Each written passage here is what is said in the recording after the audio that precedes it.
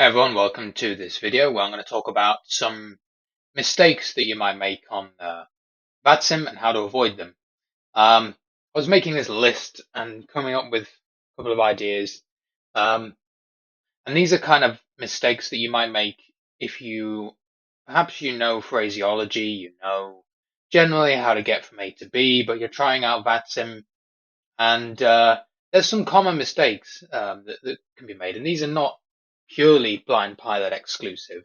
But I tend to find that some of these happen with blind pilots more, um, because they're blind pilot specific, or because it's a bit more difficult to maintain situational awareness within the aircraft when you don't have access to the display, such as the flight director, or the magenta line or whatever, to see where the aircraft might be, or the automation might be asking you to go versus where maybe the controller wants you to go.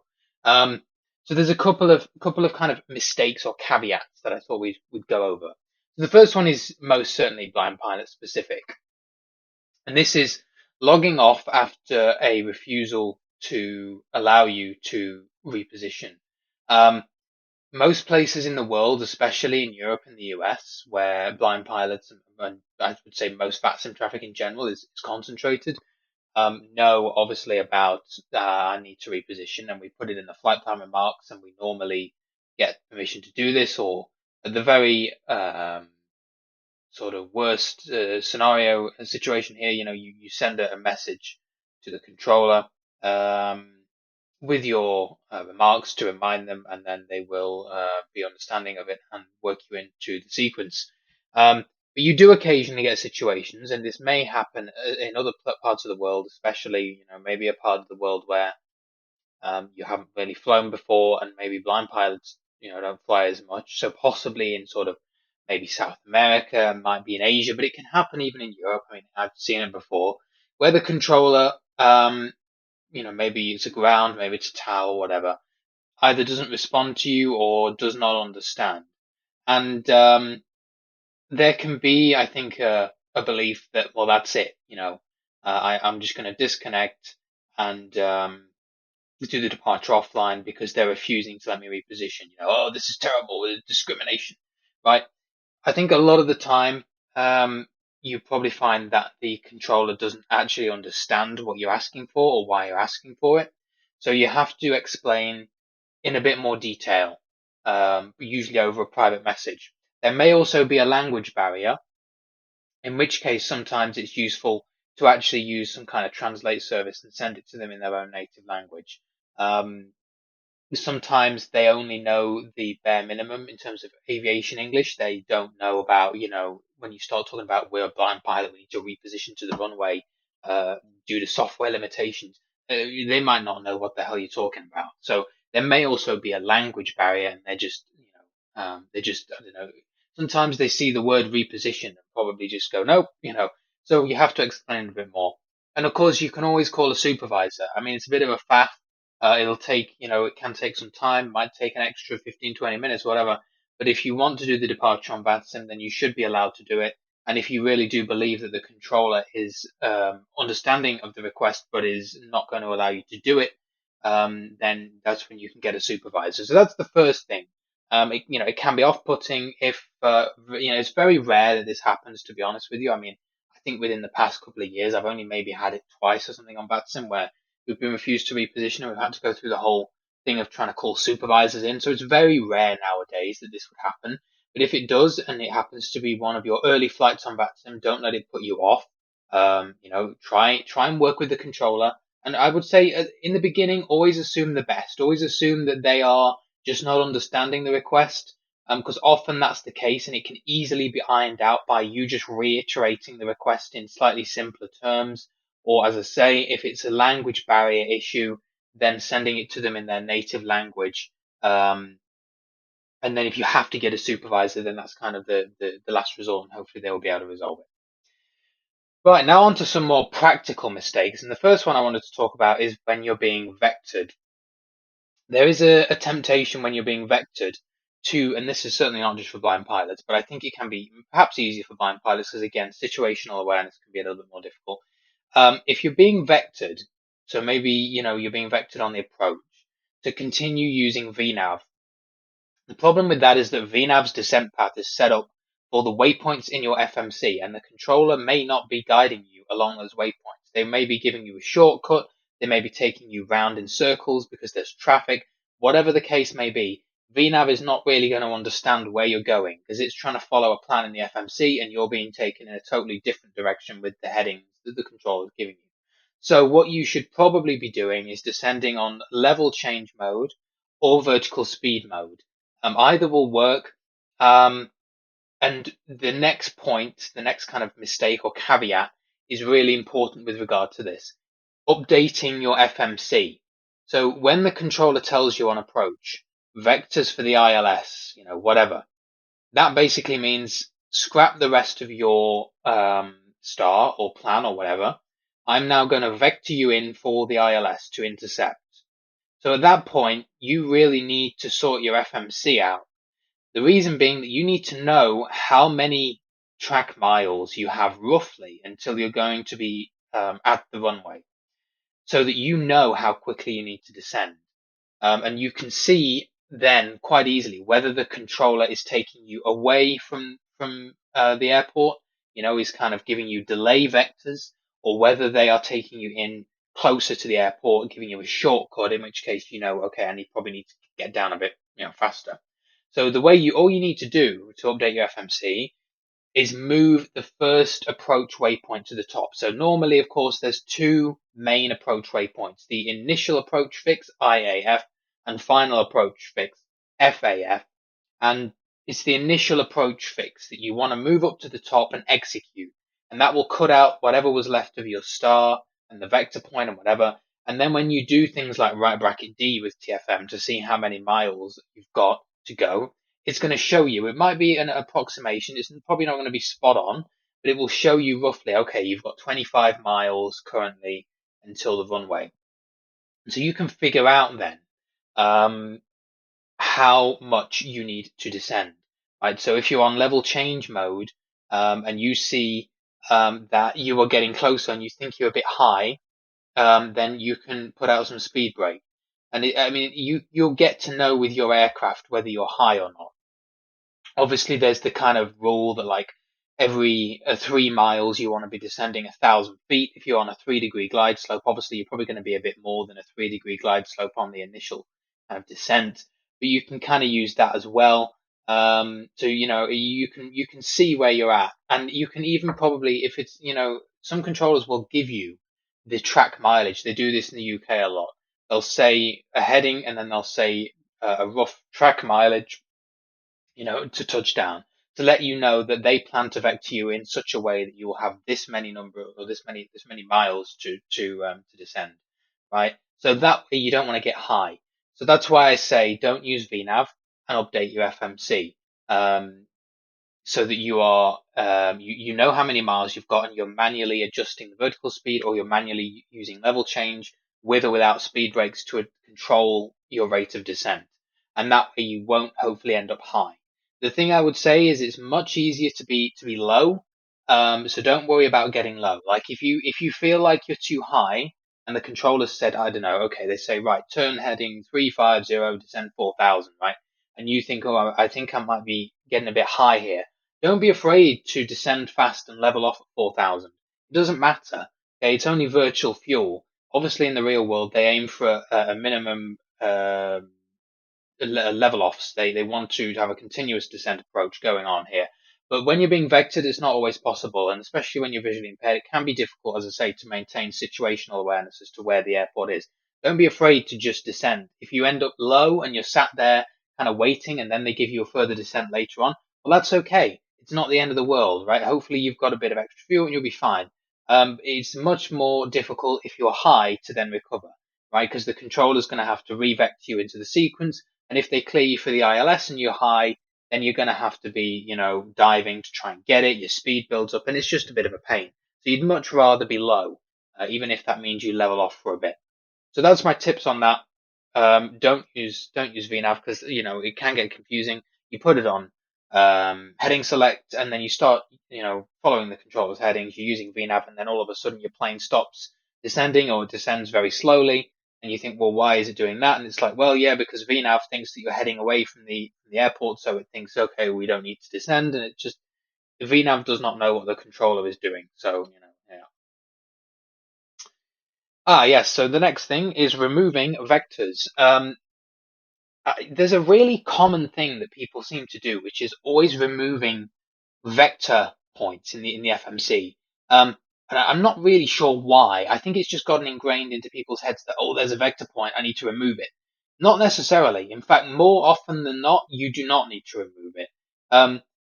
Firstly, if you have control, you absolutely don't remove it. So if you think there's any chance you're going to get control on the arrival or something, don't remove the vector point, because they're going to get really angry at you if you if you turn into the approach path because you remove the vector point.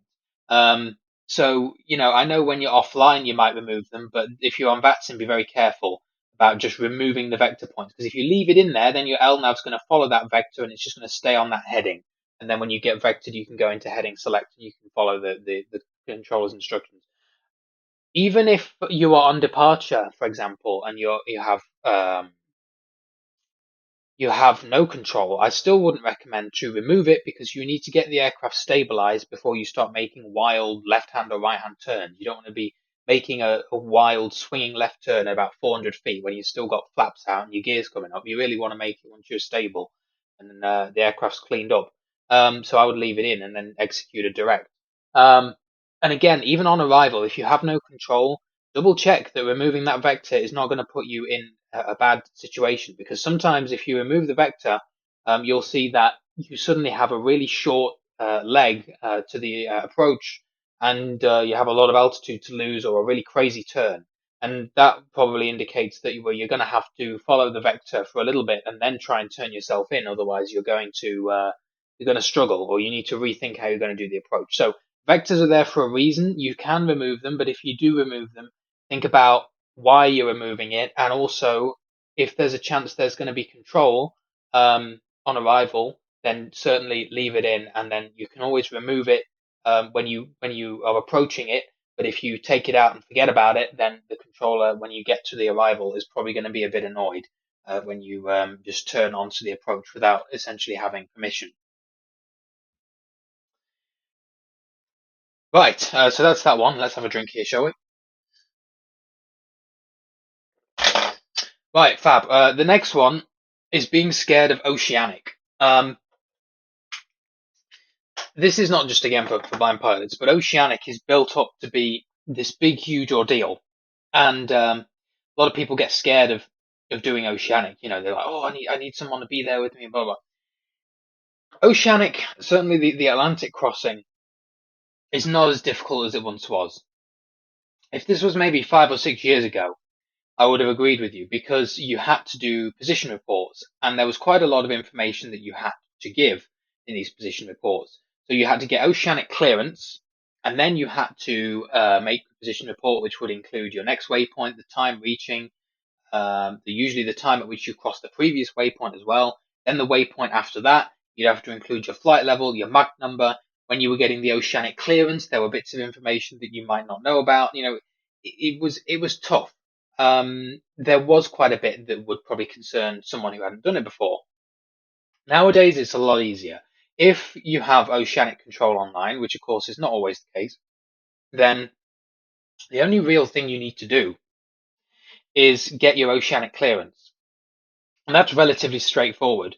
You can do that prior to oceanic entry. It depends on where you're entering.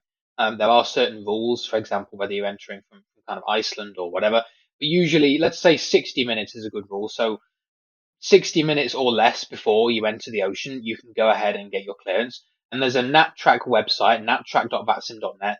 You log in and then you go ahead and fill out the fields. And most of it is self-explanatory. It's going to talk about things like your entry waypoint, which is just the waypoint at the very beginning of your NatTrack.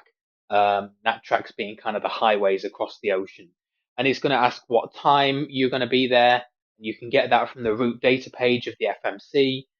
It's going to ask your Mach number, or your Mach number. It's going to ask the flight level, and you can put in your optimum flight level, a maximum flight level, which is just the maximum you're going to be able to climb to, which you can find normally on the cruise page of your aircraft. And then you send that off, and you'll get a clearance back, which will basically just usually parrot all of that you've submitted back to you. Sometimes there might be some changes, so do read it. Like they might say, okay, you've got to go at a different flight level or a different Mach number. But other than that, once you've got that clearance, you enter the oceanic airspace, you check in with the controller, and they will have you on ADS-B. So you do not need to do position reports. So it's really quite straightforward. The only thing that you might find challenging is filling out the oceanic clearances. You can watch YouTube videos. There's some great YouTube tutorials on how to do oceanic. Some of them are obviously more up to date than others, but it's really not that big of a deal. And again, it's only VATSIM. If you need to ask a question of the oceanic controller, you can always do that. So it's not that much of a big deal. It's certainly not as much of an ordeal as it was some years ago. So don't be too afraid of it, and think that it's going to be something that you really got to work up to. Just watch a few YouTube videos, watch a few tutorials.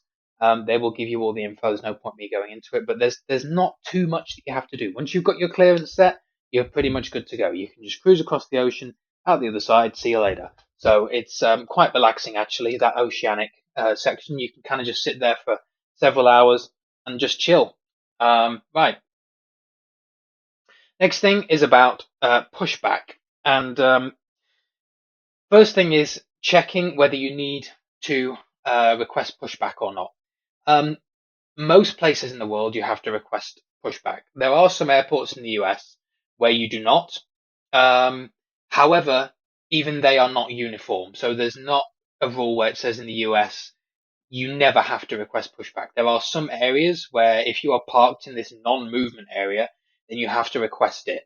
So we can't see that as blind pilots. We can't check the chart and see if we're in a non-movement area. So don't just assume that you can push back and start pushing back.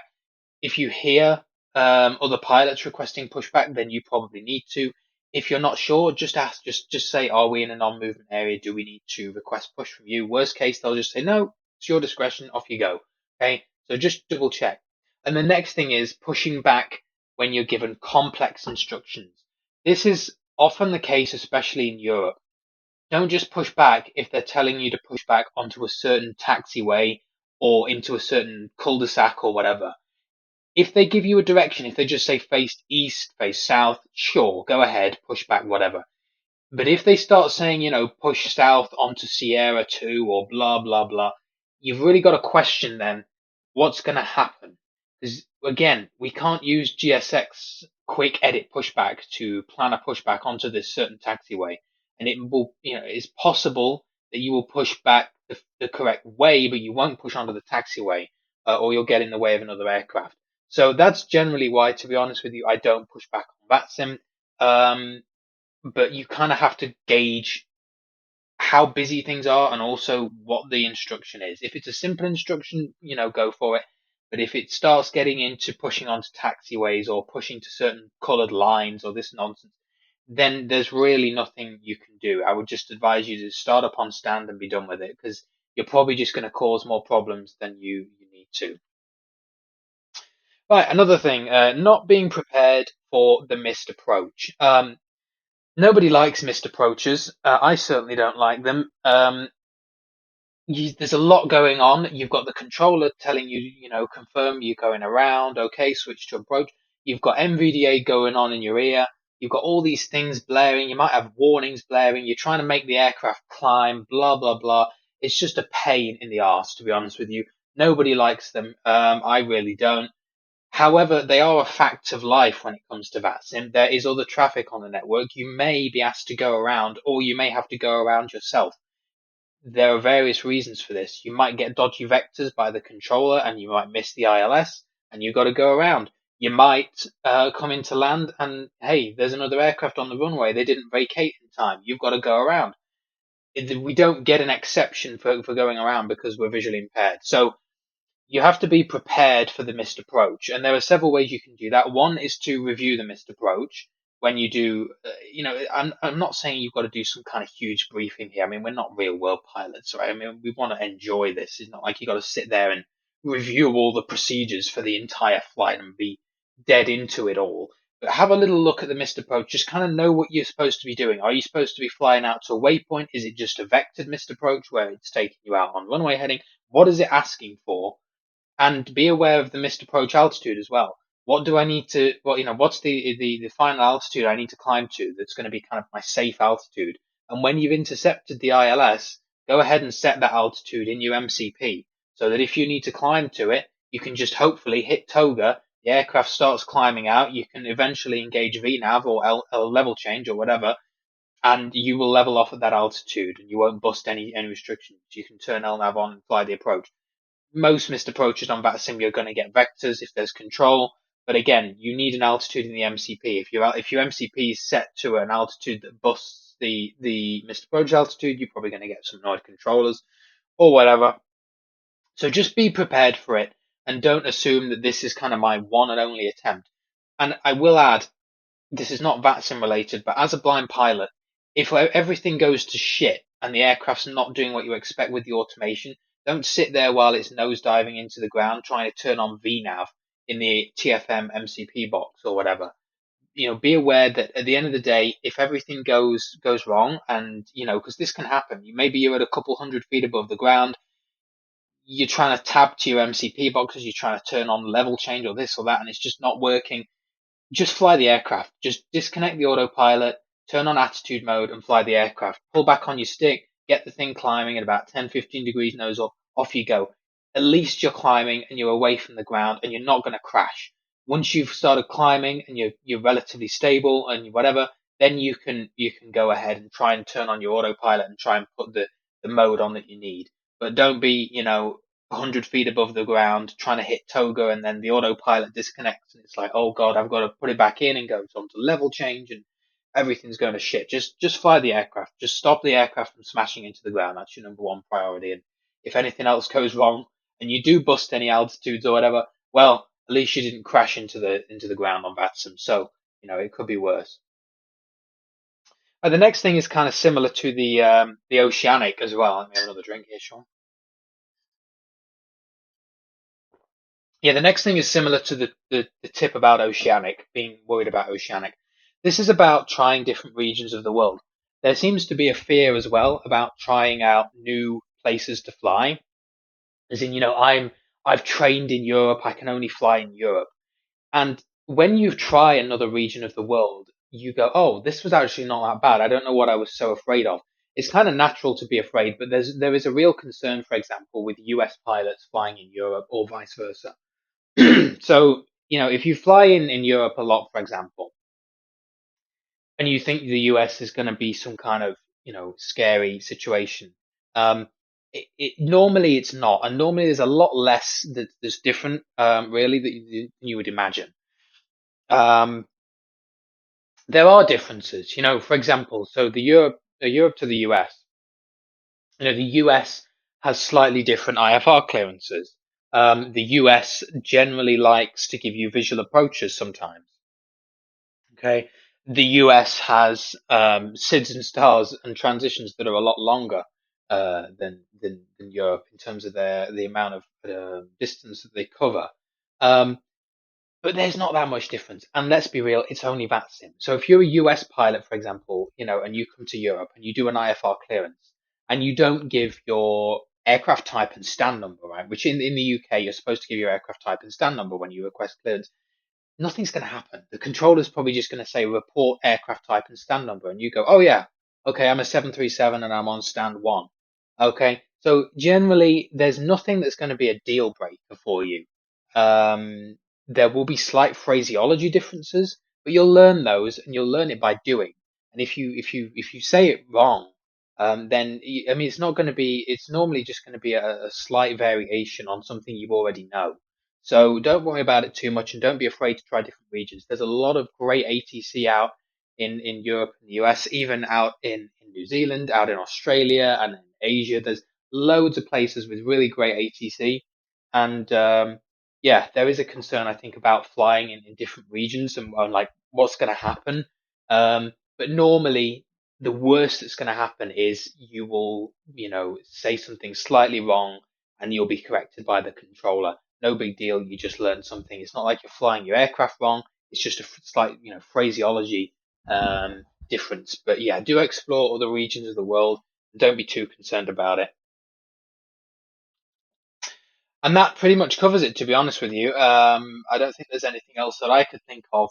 Um, but yeah, do put in the comments if you have any kind of caveats or mistakes that you can see on vatsim that people make. I'm sure there are others. This hasn't covered kind of the basics. I'm kind of assuming with this video that the people who are watching generally know their phraseology and know about Unicom and that kind of thing, and reporting your intentions. All of that's kind of basic stuff that you agree to in the code of conduct. But these are just kind of practical tips, some of which are more relevant to blind pilots that you might encounter, but I think are really useful. Um, so hope it's been useful for you guys, and we'll see you later.